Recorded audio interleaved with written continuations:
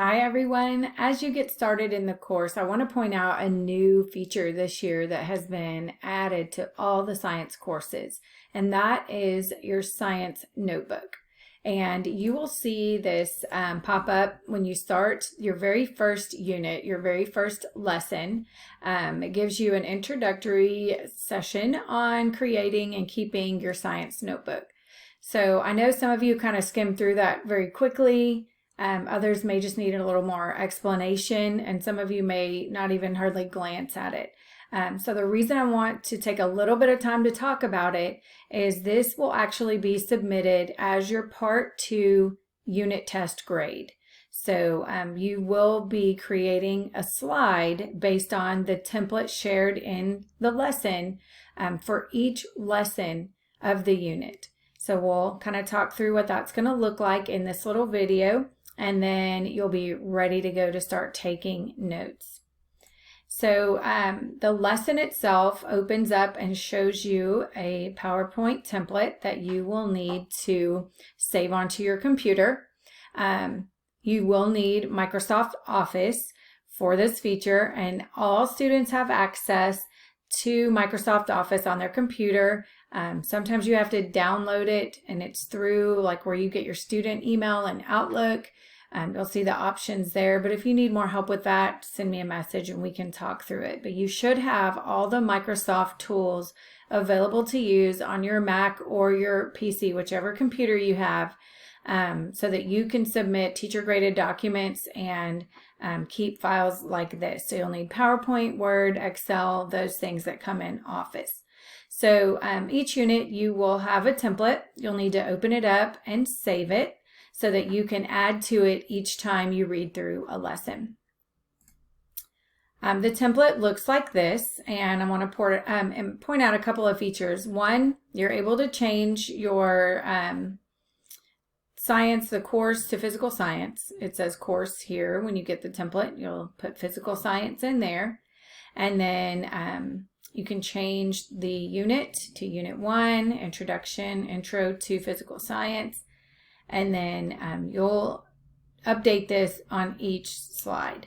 So once you do that on your first slide, you'll be able to go to New and Duplicate, and it will give you a new slide to type on for your next lesson. So when you get to 1.02, then you just need to go in and edit it here.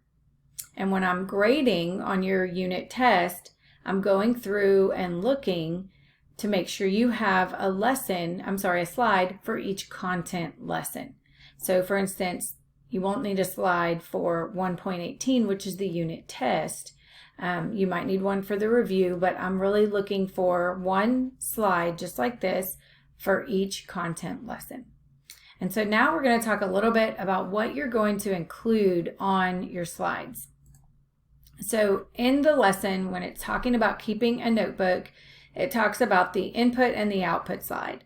And you saw on the last slide that there's a square over on the left that you're able to put diagrams, concept maps. You could put vocabulary, things like that you'll pull out of the lesson pages as you read through them.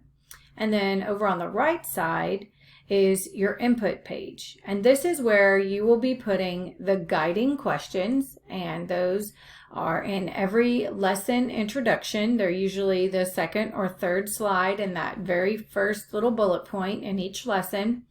And those are questions that you will be answering as you read through the lesson content. So you'll see that there was a little chart, and that'll allow you to type in your questions and answers right there on that part of the slide. So pretty easy, and that's all you need for each lesson. Sometimes you may go on to another slide. Maybe you have a longer lesson or you took more notes, and that's okay. You can have more than one slide per lesson, not a problem at all. All right, so the big thing you want to know is that you are submitting your science notebook for a test grade. So it's really important that you are taking notes as you read through, and that you're doing this input-output thing, and that you have one slide at least for each content lesson in the unit. So Remember, you can have more, but you need one for each lesson. And you want to have an input and an output side. Finally, if you're more of a handwritten person, you want to write out your notes by hand, which I am absolutely fine with. What you would do is open up that PowerPoint template slide. Let me see if I don't have it up here anymore. But you'd open up that slide and you would print out the template page, and you would just handwrite on that. And then as you get ready to submit those for grading, you'd need to scan it into one file so that when I open it, it's one PDF file and not like 15 separate files.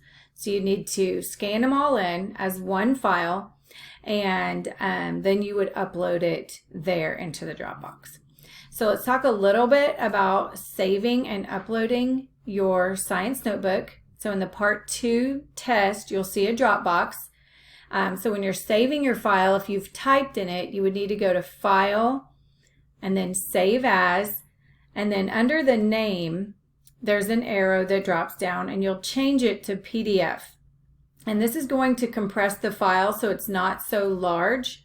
That way you don't have the issue of exceeding the limit size of the Dropbox. So if you compress it into a PDF file, you should not have an issue uploading it. And then you're going to want to save your file. You'll name it your first name and last name, and then Unit 1 to whatever unit you're working on, Science Notebook. So they're named in a way that you could go back and find it if you needed to by unit. So it's important that by the end of the A course or the B course that you would have 5 different science notebooks. So you won't be adding on to it each time. You'll be doing them by unit. So hopefully that gets you started. We will have a Target Teach session coming up, and there will also be a recording so that you can kind of see us work through this in a content lesson together and get an idea of what that will look like. It sounds kind of like a lot of work at the beginning, but you should be taking notes regardless as you go through.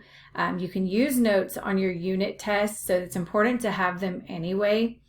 So that's in science. Not every course allows you to use notes on your unit test. But you've got to learn to take notes effectively, and this is one way to do that to get you ready for high school science. So again, we'll be covering this in a session. If you need a little bit more help, if this is a little overwhelming to you, watch for that session or the recording. And again, if you have questions, just let me know. Have a great day.